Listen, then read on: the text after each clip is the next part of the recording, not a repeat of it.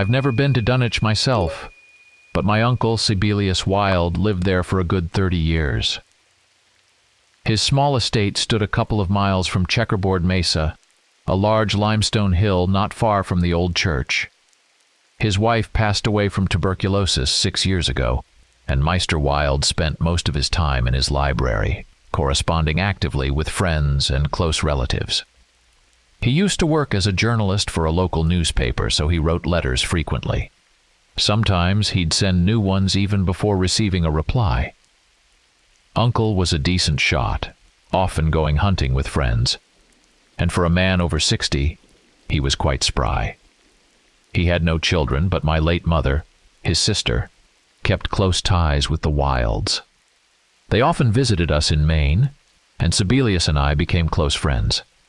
His encyclopedic knowledge and sharp mind never allowed us a moment of boredom. When my mother passed away, the same year Mrs. Wilde followed her, and our visits ceased. But we continued exchanging friendly letters. My uncle was always informed about my academic achievements, and I was well aware of his hunting exploits and trophies. He usually wrote to me about once a month, but I received several letters from him in under 3 weeks recently. The first peculiar one arrived in early August.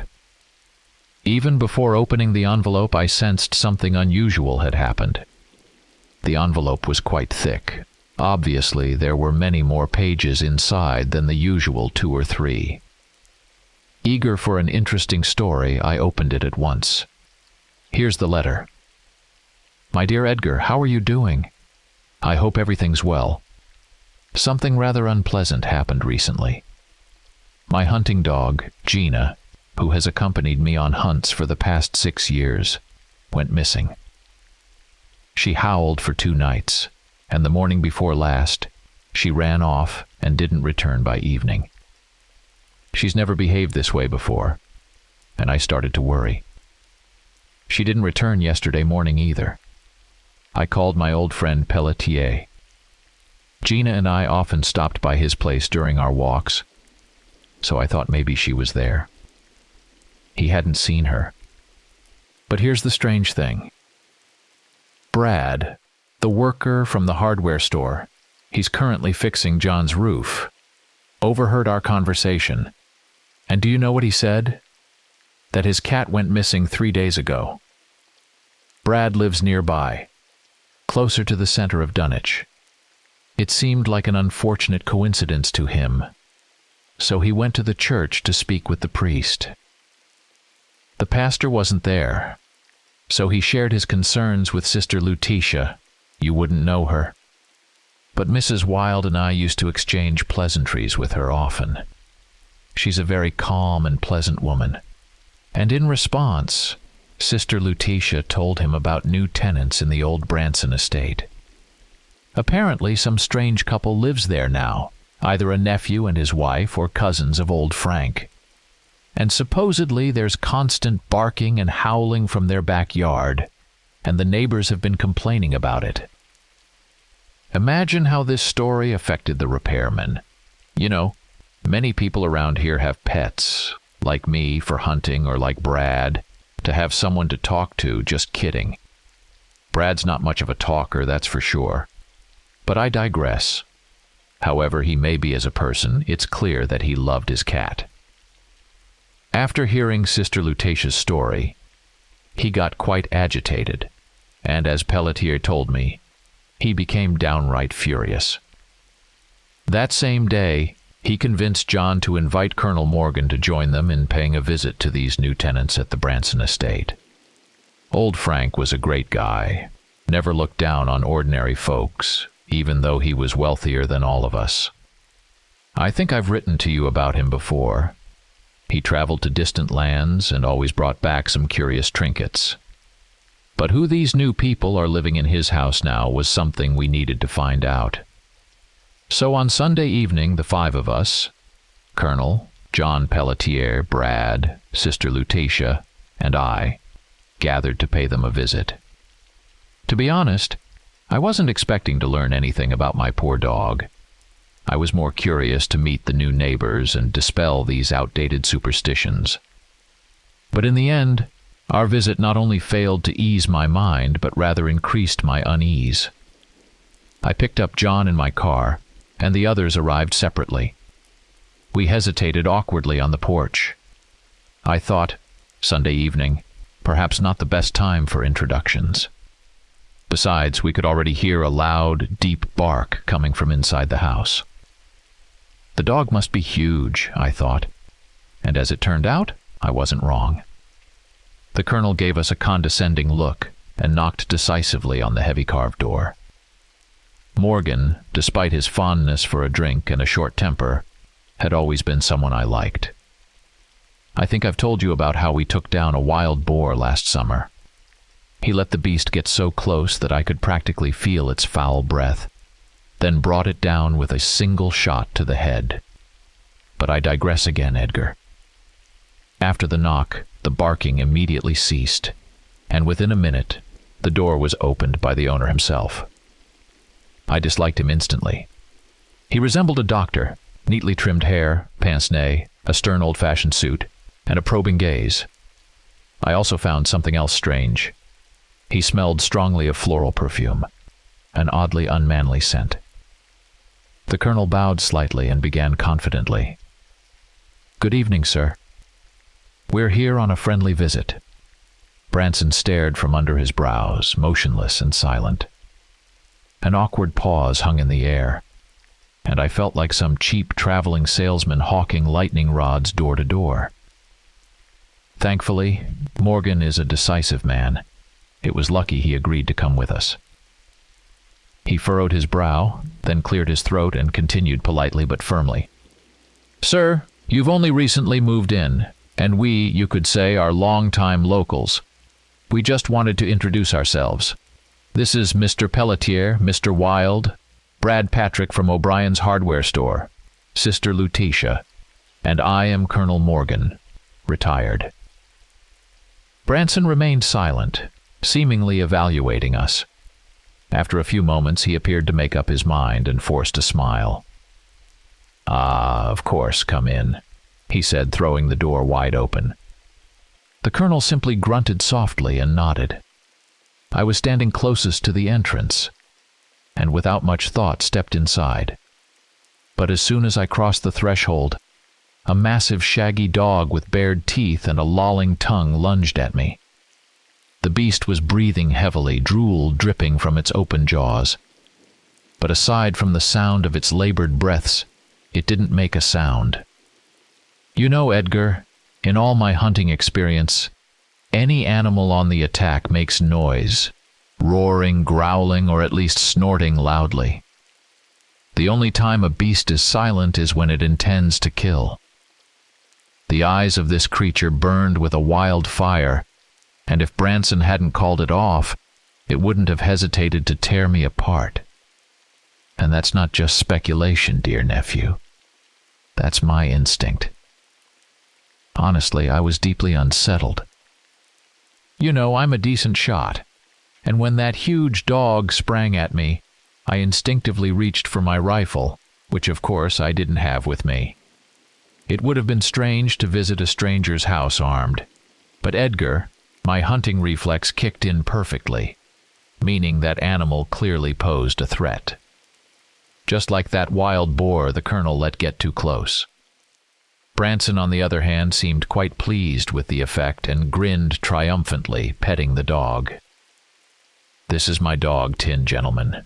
He may seem fierce, but he's a sweetheart. Things have been a bit uneasy around here lately, and we can't do without him." He was holding the dog by the collar, though I had no confidence that the man could actually restrain the massive beast. "Please come in further, Sister Gentleman," he gestured. We filed through the room in single file, trying to keep as far from the dog's jaws as possible, while Branson smirked arrogantly. He was clearly enjoying his sense of superiority. The dog, meanwhile, sat very still, only following each of us with its eyes. Hungry eyes. I know dogs, Edgar. When we all found ourselves in a spacious living room with a fireplace, the owner left the dog in the dining room and shut the door. Then, with an unmistakably smug grin, he asked, "So, gentlemen, What brings such a distinguished delegation to my humble home?"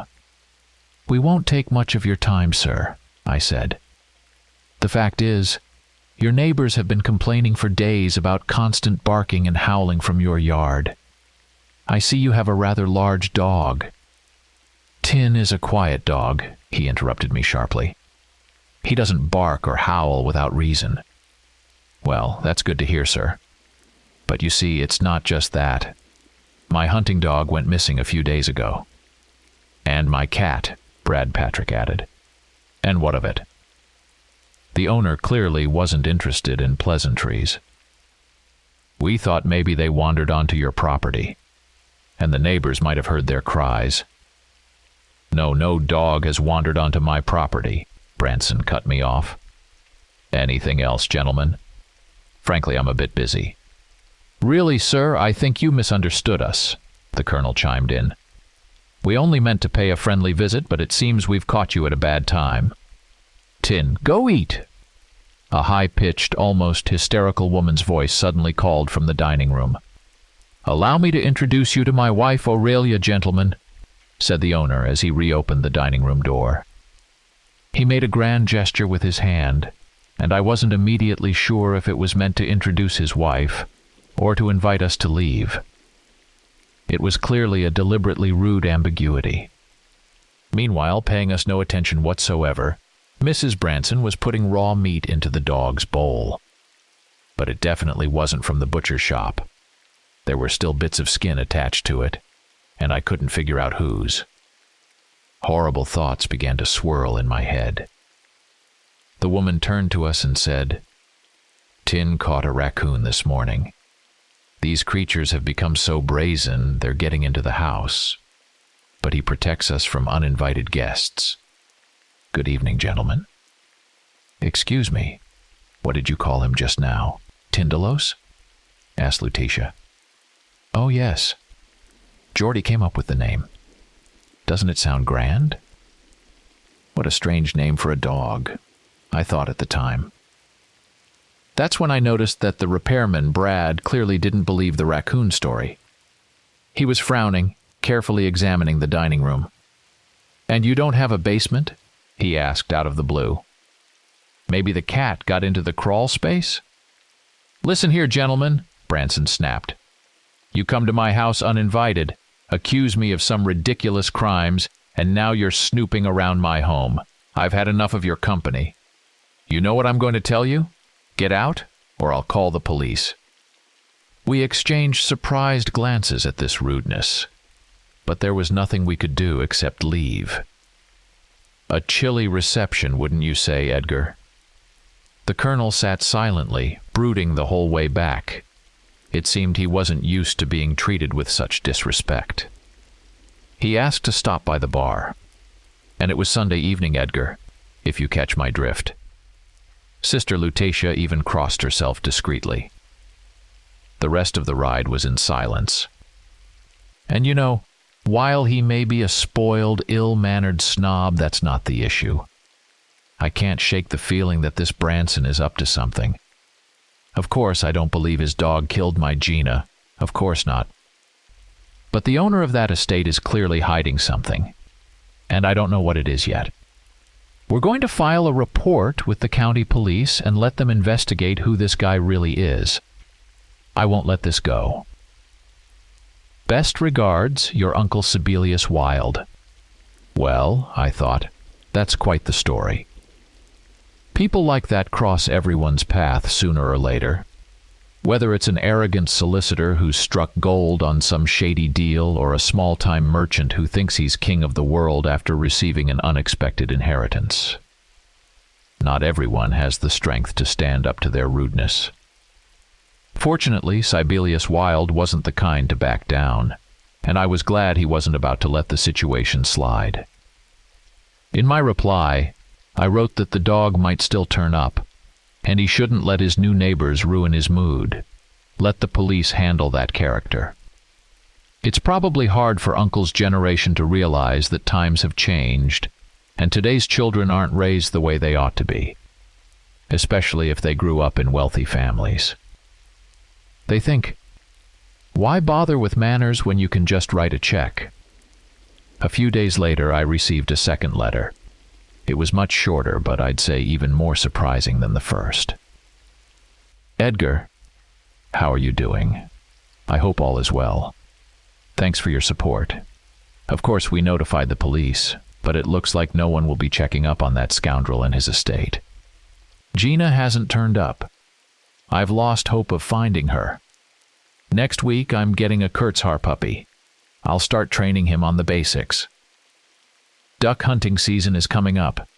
And what's duck hunting without a dog? But that's not really what I wanted to tell you. I don't even know how to begin. It makes me a bit uncomfortable to talk about. The thing is, last night I had a very unusual dream. It was like the five of us.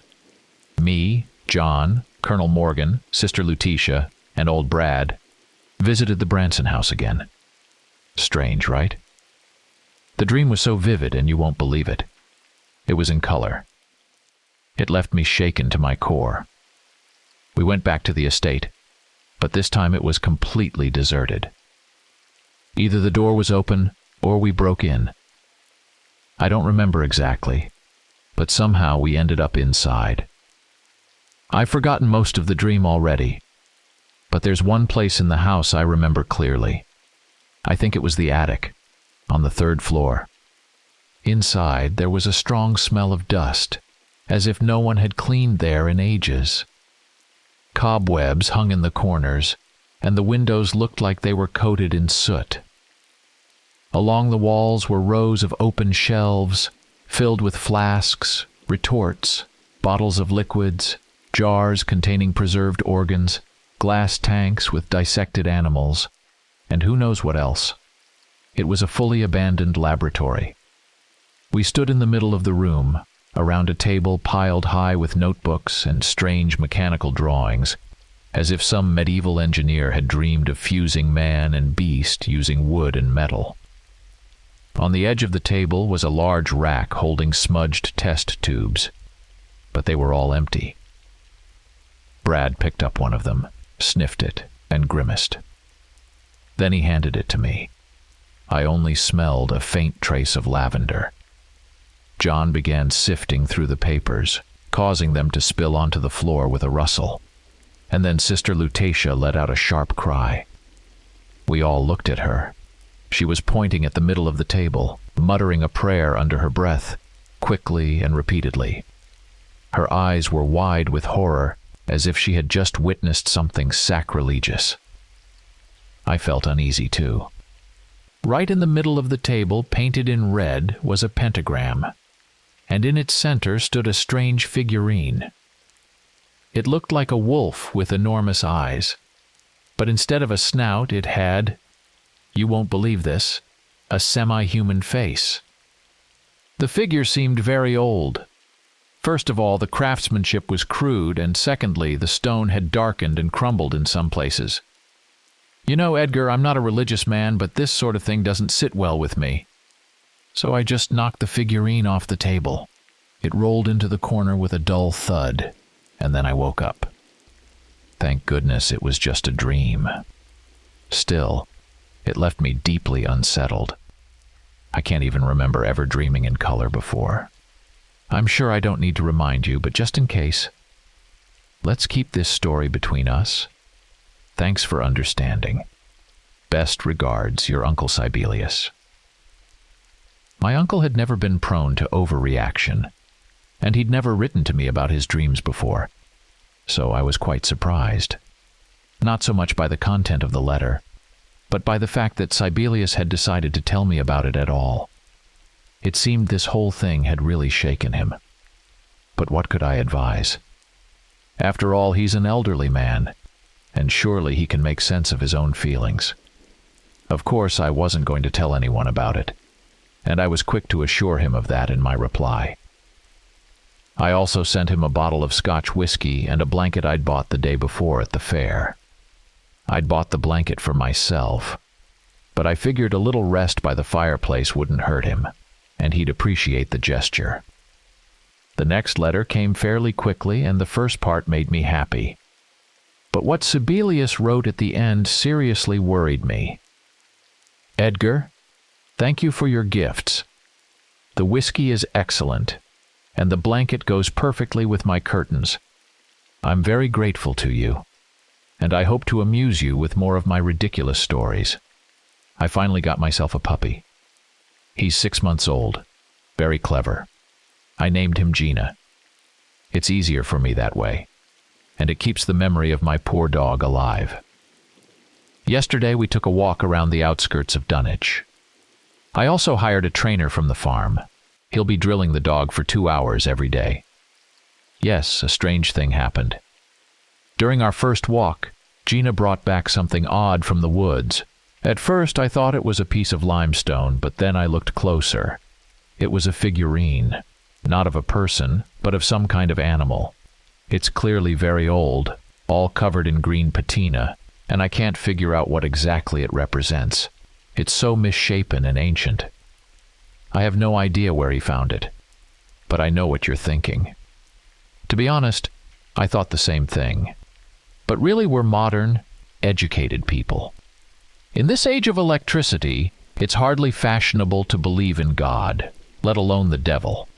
I've put it on the mantle, and in a few days, I'll invite an archaeologist friend from Miskatonic University to take a look at it. By the way, do you remember how your mother loved lavender? I've suddenly realized I can't stand the stuff. There's so much of it growing around Checkerboard Mesa. Or has it always been there? I can't recall anymore, but the smell is starting to irritate me. Thanks again for the blanket. Best wishes, your Uncle Sibelius. It seemed clear something was wrong with Uncle. I thought maybe I ought to visit him and quickly wrote to let him know I could come this fall, whenever it suited him. We hadn't seen each other in a long time, and surely I didn't need a special reason to visit my own uncle. I sent my reply that same day. The letter I received a few days later only increased my concern. It was unpleasant to admit, but it seemed Sibelius Wilde might need the help of a specialist. But of course he didn't see it that way, as he wrote me the following. Dear nephew, I want to put your mind at ease. I don't need help. You're underestimating your uncle. I'm still in full possession of my faculties, so there's no need for you to come.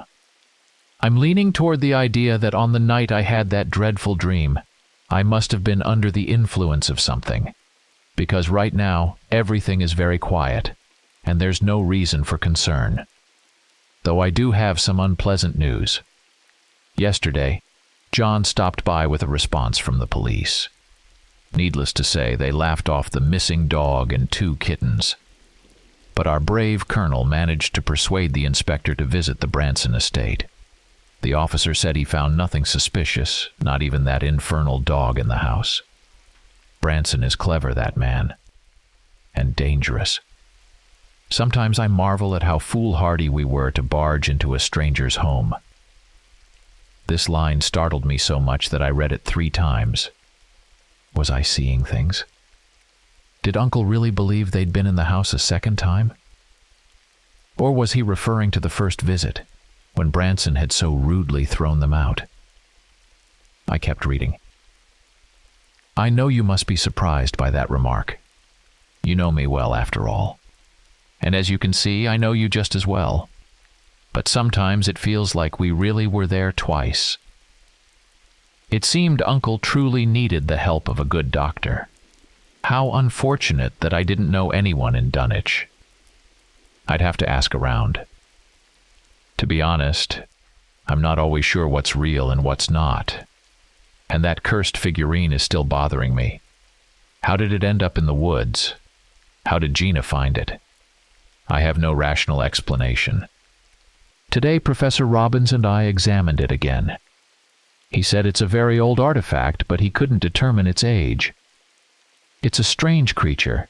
It most resembles an owl, but instead of a beak, it has tentacles, like those of an octopus. I didn't notice that last time.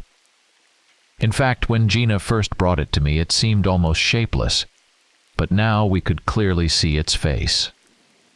Robbins said it must be someone's opium-induced fantasy, because in his opinion, no such animals exist on Earth. I can't say it frightens me. It's not scary, just peculiar. The sculptor must have been out of his mind. I hope you're doing well. Looking forward to your reply. Your good friend, S. I wrote back to Uncle saying he shouldn't be too upset about the police's inaction. After all, maybe he and his friends had overreacted to Branson. Perhaps the new tenant was simply being slandered by envious neighbors. Dunwich is a small town, and wealthy people aren't particularly liked there. If they flaunt their wealth, they can quickly make enemies. I also asked Sibelius to sketch the strange figurine and send me the drawing. This alien creature might be interesting. This time I waited 2 whole weeks for a reply. I'd nearly forgotten about the whole thing when another letter from him finally arrived. I eagerly opened it. Dear nephew, you know me. I'm not afraid of anything, but my guns are now always loaded. I have a feeling someone means me harm, because we've had too many misfortunes lately. First of all, Morgan hit his wife. He was drunk again. She was scolding him, and in his anger he struck her hard. The poor woman now has to cover her cheek with a scarf. He was horrified at what he'd done the next morning and begged for her forgiveness. Though I suspect this isn't the first time he's lost his temper. Well, God help him. It's not my place to judge. Although I never laid a hand on Susan in my life and Edgar, I strongly advise you to treat all women with respect. Aside from the Colonel's disgraceful outburst, there was another incident, and unfortunately, a handkerchief won't fix this one. You see, there was an accident at John's construction site. Brad broke his leg. He had just finished the roof, but imagine the bad luck. As he was coming down, the ladder gave out, and he fell, breaking his shin. What a disaster. The doctor said his leg will heal, but the poor guy will be out of work for at least 4 months. Pelletier will help him as much as he can, but it's clear Brad was to blame. After all, the ladder was his own. Oh, and one more thing. I understand you might think I've gone mad, but I simply have to tell you about this. Who else would I tell? Yesterday, after lunch, I went to my room for a nap and drew the curtains. And I could swear, Edgar, that the damned stone owl was watching me. You know that feeling when you suddenly realize someone's looking at you. Believe me, I'm not making this up, and I'm not paranoid. You might ask, how can a statue watch you? I don't know, Edgar, but for some reason that's what it felt like. I kept glancing back and forth between it and the opposite wall. And every time, I had this undeniable feeling that it was staring at me, watching the back of my head. I looked at it 6 times, and on the last look, a little quicker than usual, I thought I saw something. Edgar, I could have sworn it blinked. I'm not a superstitious man, but I immediately ordered Parsons to smash it with a hammer, and I made sure he did it thoroughly. There was nothing unusual inside the figurine, just a heap of limestone. But I felt much better afterward. And here's another oddity. After that incident with the figurine, I decided to go to church, but Lutetia wasn't there. Turns out, she had suffered from heat stroke a few days earlier. The beginning of fall here has been hot, and the sisters are always dressed in full habit. She was serving at an outdoor wedding and fainted from the heat. Poor woman. But she's doing fine now. So, those are the latest troubles. At least the milk boy still brings my letters to the post office. That little rascal is unfazed by anything. I hope everything's going well with you, although I haven't received a reply to my last letter. Not responding to letters is quite rude, Edgar. Best wishes, your Uncle Sibelius. I was unpleasantly surprised that Uncle hadn't received my reply, so I went to the post office to check whether it had been sent. They had indeed sent it. It must have gotten lost at the Dunwich office. In my next letter, I wished Uncle some peace, and once again offered to visit him, this time as soon as possible. I decided to be clever, and mentioned that I'd like to go hunting with him. Although I'm not much of a hunter, it seemed he could use the company of someone sensible, and I still considered myself one of those people. Even though he'd smashed that figurine, what if his dreams didn't stop? He might wear himself down completely. This time, I took the letter to the post office myself and paid for first-class delivery. A week later, I received a response. It was the longest letter I'd ever gotten, nearly 12 pages.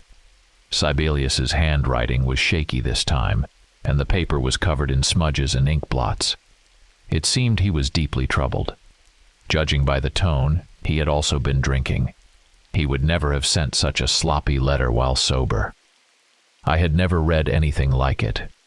In fact, I was convinced that no human mind could conjure such strange and nightmarish fantasies. I read it slowly and carefully, startled several times, and when the clock chimed in the next room, I even jumped in fright. I was that engrossed in Uncle's mad tale. When I finally managed to tear myself away from the letter, I realized my throat was dry, and my hands were trembling. Here is the letter. Dear Edgar, you can't imagine the horror I experienced last night. I had a glass of whiskey before bed and asked Parsons to stoke the fire well and close the flue so the flames would burn longer. I checked to make sure the guns were loaded, then settled into the armchair under your lovely blanket. It was raining outside, and Gina was acting very agitated. She kept jumping up from her bed and whining. To be honest, I didn't feel well either. I had the sense that any moment there would be a knock at the door, and I'd see Geordie Branson standing there with his devilish dog. But no, Edgar. No one came to see me that night. Everything that happened occurred only in my gray head. It was another dream. Once again, I dreamed that the 5 of us, me, John, the sister, Brad, and Colonel Morgan, went to the Branson estate. But something nightmarish happened. I was the only one who made it out alive. I hope that after reading this you won't dismiss me as a fanatic or a lunatic. But I simply must tell you this story. Otherwise, my mind will lose the ability to distinguish between dream and reality. So in this dream, the 5 of us found ourselves back in that eerie mansion. This time it was much more dilapidated inside. It felt as though several years had passed since our last visit. The floors had sagged, the staircase was crooked, and the walls, if they weren't made of wood, I would have said they were moth-eaten. That's how decayed they had become. Some windows had gaping black holes, with shards of glass sticking out of the frames like the sharp teeth of some mythical creature. It was raining, and raindrops flew through the broken windows, leaving black streaks on the windowsills, as if the dust covering everything was made of ash. Somehow, we found ourselves in that same room on the 3rd floor, where the table stood, and the shelves were lined with books and jars containing dissected animals. This time the table was completely empty, but the carved pentagram stood out starkly amidst the overall decay. The thing was, the knife marks on the table were fresh, and the symbol etched on top was bright red and wet. Everything looked as if the sinister owner of the house had only just sprinkled blood on the mark and hadn't yet finished preparing for his diabolical ritual. Suddenly, a wild howl echoed from outside. With overwhelming dread, I realized what the mansion's owner was missing. He needed 5 sacrifices. But none of the others seemed to grasp this. The colonel raised his pistol and cautiously peered out the shattered window.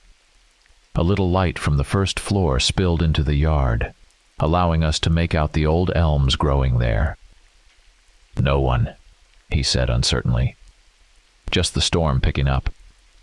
He holstered his magnum, pulled a flat brandy flask from his inner jacket pocket, unscrewed the cap, and took a swig. He offered it to John, then glanced at me and Brad. Brad shook his head, but I won't lie, raised my hand and took a step toward Morgan. At that moment the howl rang out again, but this time, I swear to you, Edgar, it came from inside the house.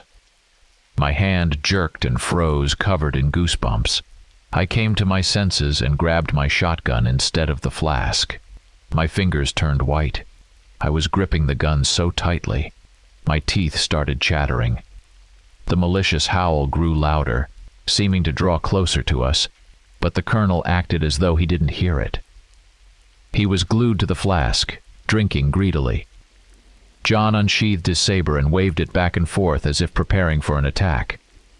You could see he was unnerved too. Out of the corner of my eye, I saw Brad pressing himself against the bookshelf, his lips trembling. Only Sister Lutetia remained composed. She muttered something under her breath, uncorked a bottle of holy water, poured some into her palm, and with a wide sweep, splashed it around. The howling immediately cut off, and its sudden silence scared me even more. But the most terrifying thing was yet to come. The sister sighed with relief, and then the massive bookshelf crashed down right on Brad Patrick's head. At the same time, the rotten wooden floor beneath him gave way, and he was trapped up to his waist. Morgan recoiled in shock, dropping his empty flask. I rushed to Brad. The noise had snapped me out of my stupor. Brad was clutching his head, blood dripping from the wound. His lips twitched, and he barely whispered, "Help me, help me," as red foam began to trickle from his mouth. Suddenly, that monstrous howl returned. This time it was coming from directly beneath us. My insides twisted. Brad's eyes widened, and he screamed, "God! Oh, God!" his voice rasping as his eyes rolled wildly. "It's down there! Oh, God, John, my legs!" He screamed so loudly the veins in his neck bulged. "It's eating me!" he wailed. Brad thrashed with all his might, trying to free himself from the nightmare trap. His nails scraped the worn floor, leaving bloody streaks, but some inhuman force held him firmly from below.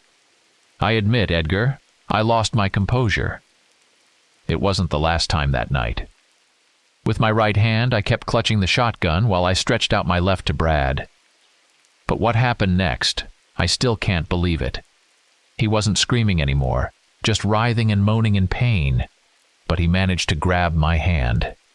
And when I pulled, God help me. I wish I hadn't. I saw that his torso was lifting off the floor. He had no legs left. Instead, there was just a bloody mess, with his entrails spilling out. For a moment I was paralyzed by the horror of it, but then he howled and bit into my leg, tearing at it with his teeth. I screamed in shock and pain. A gunshot rang out. At that moment I wasn't thinking about old Brad in front of me. I only saw a mutilated monster, barely resembling him, and I was still gripping my shotgun in my right hand. And you know what, Edgar? I fired a round of buckshot straight into his chest, and he almost immediately went still, only twitching his hands toward me one last time. I turned to my companions. They were all stunned by what had just happened, staring at me with fear in their eyes. Suddenly, it became so quiet that I could hear the rain pattering on the roof again. I realized the howling had stopped. We had to calm down somehow. Brad was a good man. May God rest his soul, I said, breathing heavily. Sister, can you say a prayer? John sheathed his saber with a metallic clink. The colonel, without moving from his spot, bent down for his flask, picked it up with a grunt, and crossed himself. His face was flushed, and beads of sweat glistened on his forehead. He stared at the mangled remains of the repairman, trying to find words. Lutetia began reciting a prayer quickly and quietly. I realized I was still gripping the shotgun fiercely, and at that moment my hunting instincts kicked in. I broke the gun and reloaded it with a fresh shell. The familiar motion calmed me down a bit. Suddenly, the light in the room flickered and went out. Startled, I let out a small cry but quickly regained control. I remembered I had a flashlight in my bag. But Morgan couldn't handle it. He had a fear of the dark, though he tried hard to hide it. "Who did that? Who's there?" he squealed, his voice cracking. "Huh?" His throat gurgled. In the darkness, John Pelletier's calm voice sounded. "Calm down, Colonel. Everything's fine. The lights just went out," he chuckled. "That happens in abandoned houses. Look at the moon outside. Relax." I thought to myself, how often do you find yourself in abandoned houses where you have to shoot your crazed friends in the chest, especially when their legs are torn off and their upper half is trying to tear you apart? But I kept silent. The Colonel was clearly out of his mind, and to be honest, we all needed a break. "Who did this?" Morgan shouted. He threw the empty flask to the floor with a crash, and from his silhouette I saw him reach for the pistol at his belt. I quickly dropped to one knee, frantically groped through my bag for the flashlight and laid it in front of me. In my haste, I pulled out a box of matches from my jacket pocket, struck one. It broke. I tried a second, and luckily, a small flame flickered in my hands. I hurriedly brought the match to the lantern's wick and lit it. The room slowly filled with a soft, yellow glow. But then, the Colonel's voice suddenly broke into a scream. "Oh, I know who!" he shrieked. "Now I know!" He suddenly pointed his trembling magnum at me. "You let us hear, you damn writer? You think you can finish us off in one go? Not a chance!" He was spitting as he yelled, "It's all you!" A wild gleam burned in his eyes, and I realized he was no longer in control of himself. He wasn't joking. Morgan let out a hoarse laugh, throwing his head back, and I noticed his index finger resting on the trigger. He had truly lost his mind and was about to shoot me. My heart pounded like a steam engine. "What's wrong with you?" Lutetia shouted from the back of the room, finally breaking her silence. "Colonel, pull yourself together!" For a moment, Morgan turned toward her. At that instant, John suddenly drew his saber, swung it with a monstrous blow, and chopped off Morgan's arm at the shoulder. There was a furious roar. The hand, still clutching the pistol, thudded to the floor without loosening its grip. The Colonel screamed and clutched his gaping wound with his other hand. Blood was gushing out in torrents.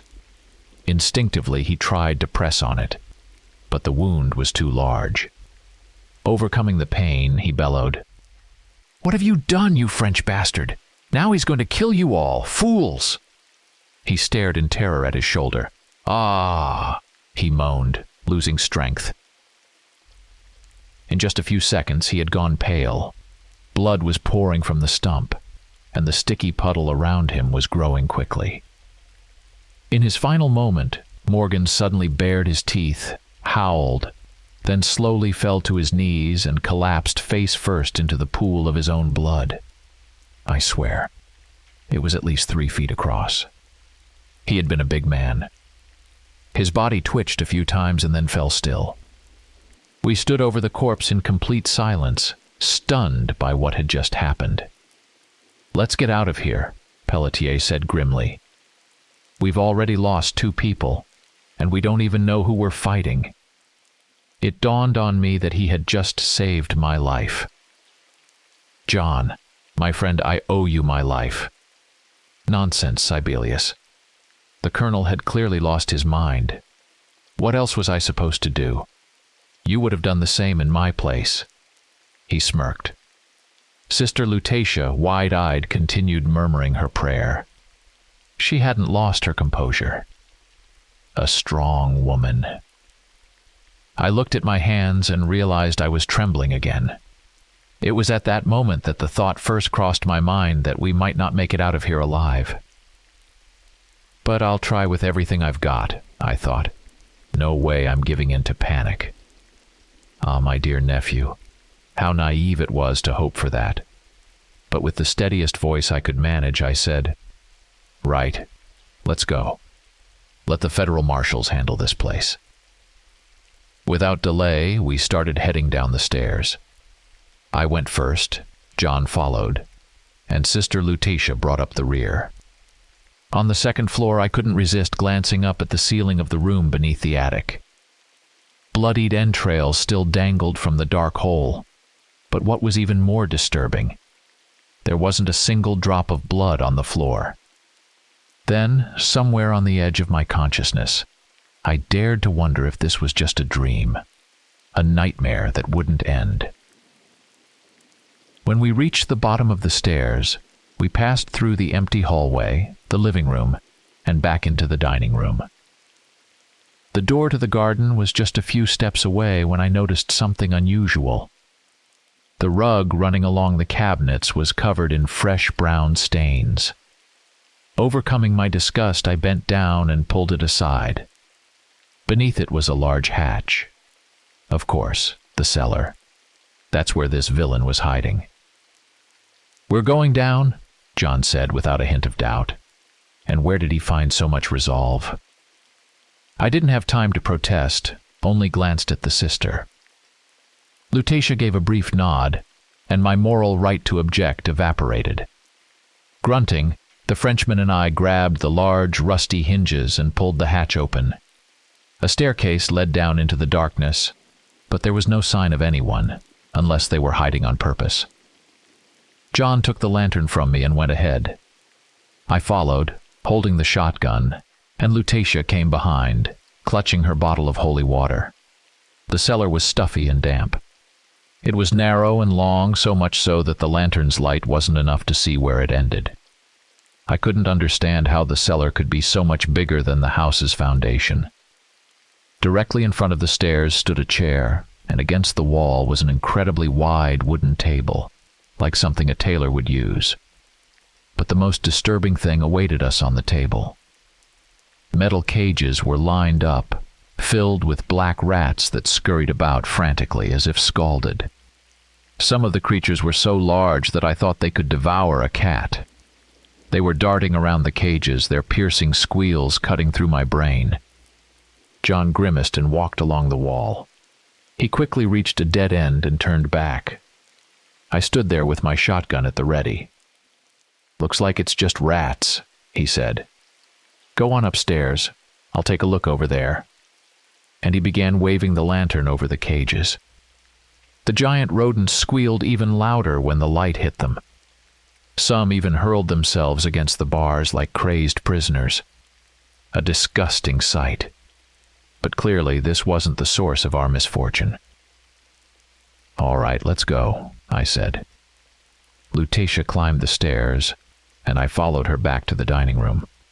From below we could hear John muttering curses. I heard the sound of him drawing his saber. He hated rats. Suddenly, a faint rattling sound came from the next room. It was short and quiet, a soft trar-r-r-r, followed by silence. Sister and I turned at the same time, and she asked, "What was that?" "Nothing," I said. "Must have been our imagination." I wanted to call for John and get out of this place. But deep down, I knew it wasn't our imagination. We had both heard it. "No, something's there," the sister countered. "And I'm not afraid." I sighed in resignation, and we cautiously moved from the dining room into the living room. Just then, John's excited voice echoed up from the hatch. "Look, there's something interesting here, on the wall." "John, stop fooling around," I shouted. "Get up here. Something's wrong in the living room." "No, really, take a look at this," John shouted from below. "There's a bird scratched into the wall, but instead of a beak, it has tentacles." I realized exactly what John had seen, but should I tell him?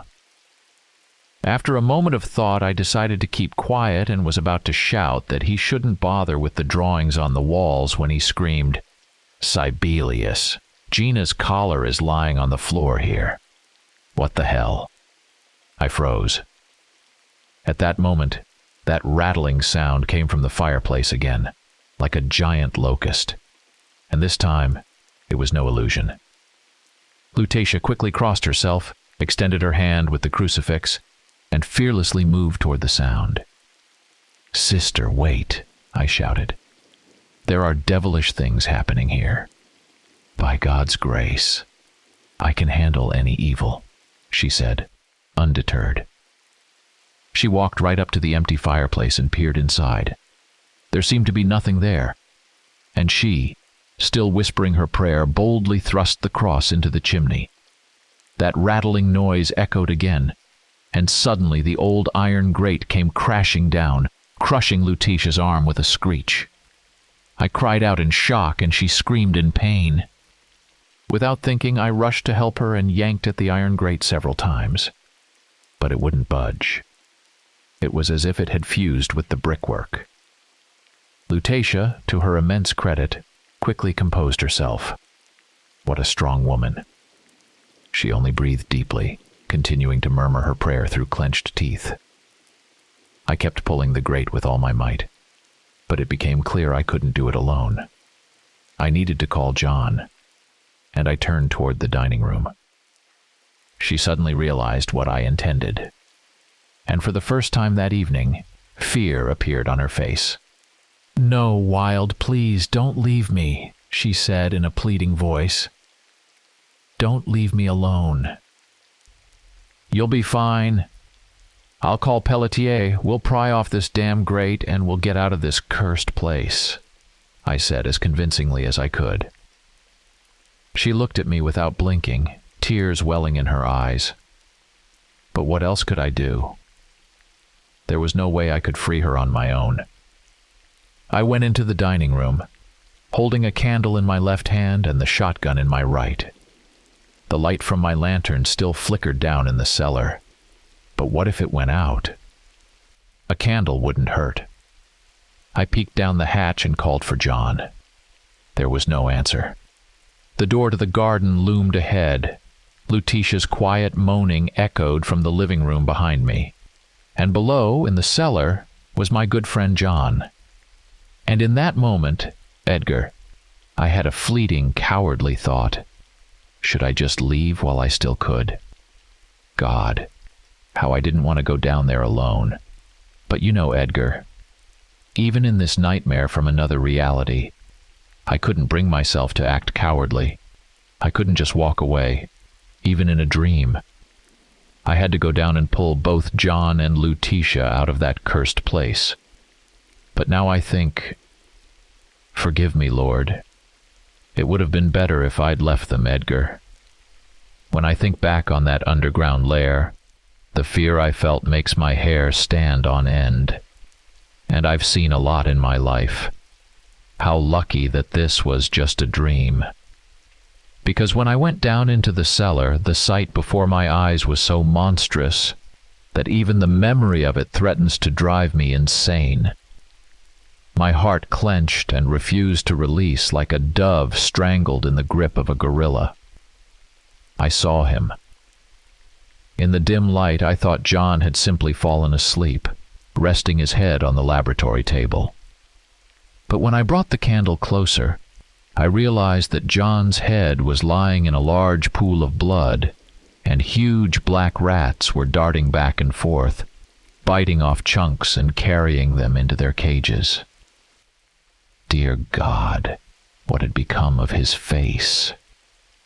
It had turned into a torn-up piece of red pulp, and those creatures kept gnawing at him.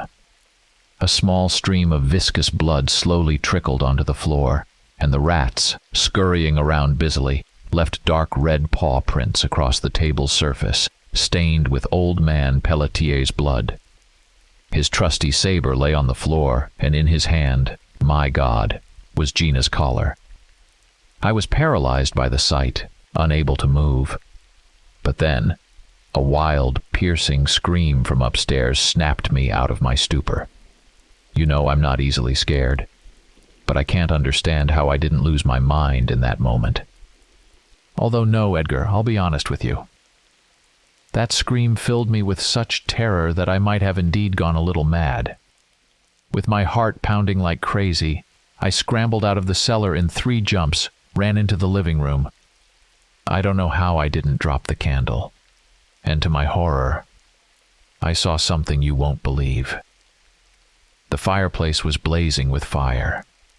Sister Lutetia had gone silent, her eyes bulging from their sockets, her tongue hanging out, and her legs splayed unnaturally on the floor in front of the hearth. The grate still clamped her arm, but now thick, acrid smoke was billowing into the room. The foul stench of burning flesh filled the air. I felt nauseous, but then came an awful sound from the stairs, a noise I can only describe as something between the crack of breaking trees and a deep gurgling. Forcing back the bile rising in my throat, I rushed to the door and kicked it open with all my might. The door flew off its hinges with a crash, and I burst out of that hellish place, sprinting towards my car. Glancing back, I cast one last look at that dreadful house. God, I wish I hadn't. Something was crawling out of the house, something I can't describe in just one word. Its legs were exactly like Brad's. I knew by the work pants it wore. They were soaked in blood and horribly swollen, but a pair of pliers and a screwdriver still stuck out of one pocket, while the other pocket had been torn off. The creature's right arm was bent at an unnatural angle and held the colonel's magnum. Its left arm was completely charred, but what was strange, it was a woman's arm. I'm not joking, Edgar. It was a small, blackened woman's hand, and it tightly gripped a crucifix. The creature's body was white and shaggy, like that of a giant stuffed bear. Its torso pulsed and heaved, inflating and deflating like an enormous heart. It moved slowly, as if sniffing the air, all while emitting the strangest sounds, like chewing, chittering, and growling all at once. But the most terrifying part was its face. It was a hideous purple-red color, contorted into a ghastly grimace. But I recognized it, Edgar.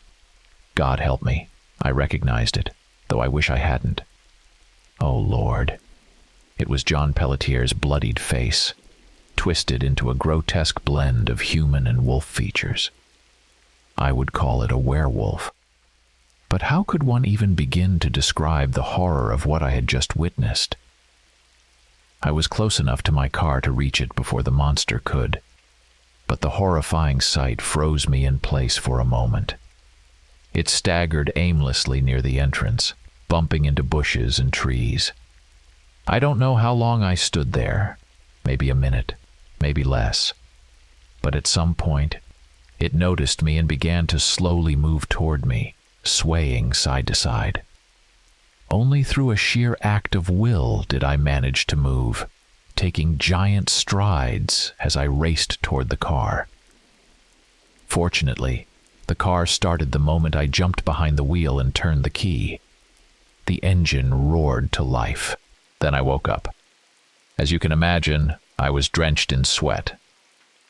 Thankfully, there was an open bottle of brandy on the nightstand. I know you wouldn't approve, but by lunchtime, I had calmed down a bit. Sibelius. P.S. I reread this letter, and honestly, I'm afraid you'll think I've lost my mind. But believe me, it's harder for me to believe it myself than it will be for you. For right now, I trust my memory less than I trust yours. I'm just writing down what's in my head. I doubt I'll sleep tonight, but at least I'll get a little rest now that I've put this on paper. P.P.S. Don't think I've become a drunk. The doctor came by yesterday and said I'll be fine. I just need to rest. Believe me, in that sense, I'm perfectly sound. I was so shaken by my uncle's dream that I could barely eat lunch. The food stuck in my throat. The story deeply disturbed me and wouldn't leave my mind. I quickly wrote a reply, urging my uncle to get some rest and try to rid his mind of these troubling thoughts. But I didn't even have time to send it. By that same evening, I received a new letter from the station. It was short, but ultimately even stranger. Edgar, I've thought it over.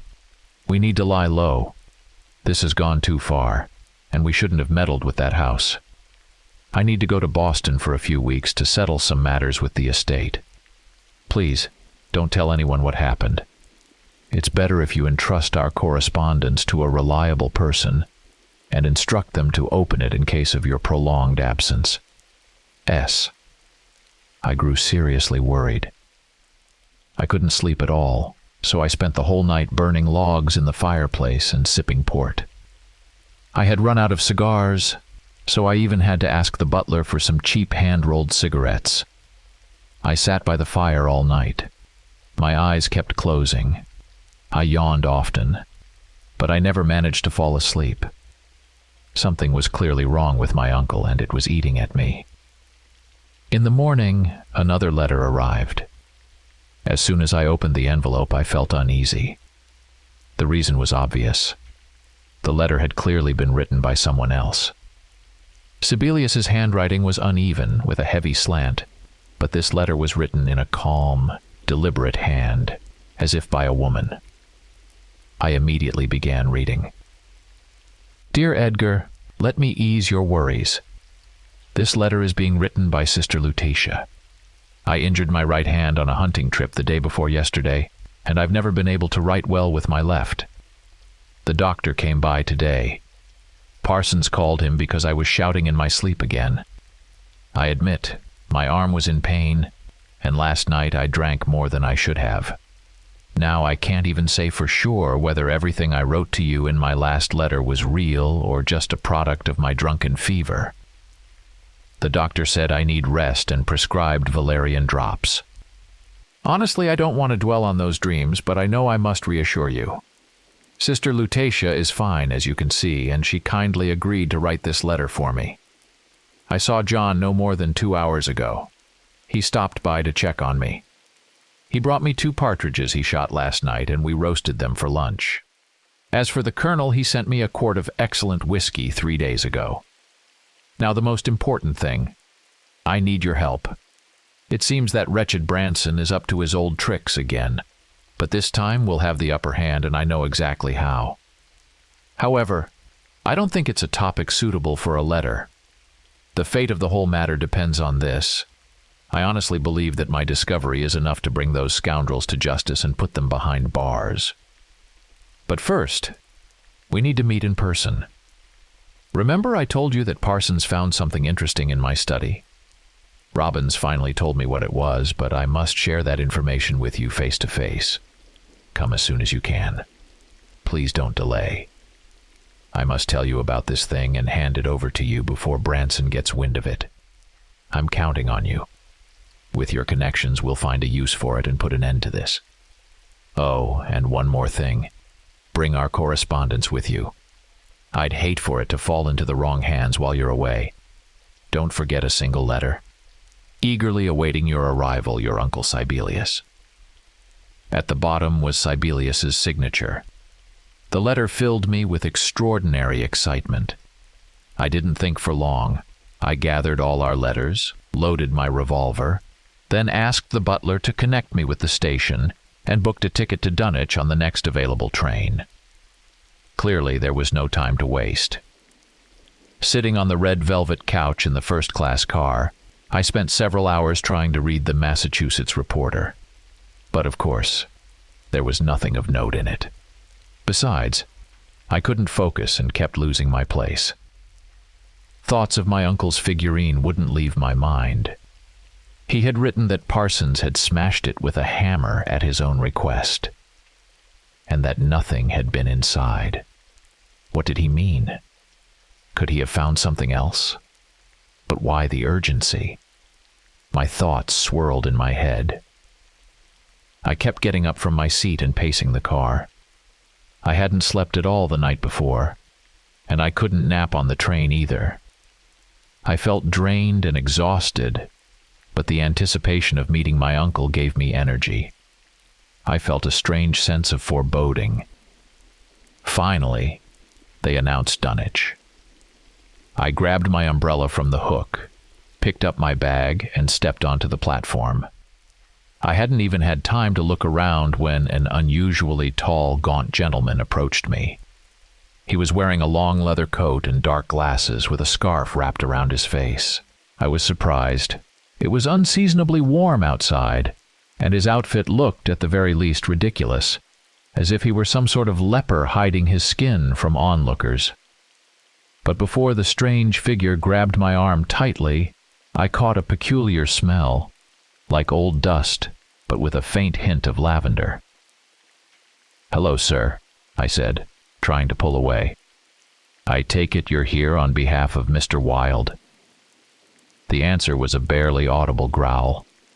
Terror gripped me so suddenly that I choked and couldn't breathe for several seconds. My heart pounded wildly, but I couldn't move. Somehow, with my mouth wide open, I finally sucked in a loud breath and flailed my arms. My ears were ringing and my legs turned to jelly as I collapsed. Yet the ominous figure in the coat held me so tightly that I didn't fall but simply sagged. My vision darkened, and in the last moment, I caught a stronger whiff of lavender and saw something furry beneath the man's scarf. His face began to change, transforming into a grotesque wolf-like snout. In that final second, a strange thought crossed my mind. I suddenly remembered. Uncle had written that John Pelletier didn't know how to shoot. He always carried a saber, so how could he have shot those partridges?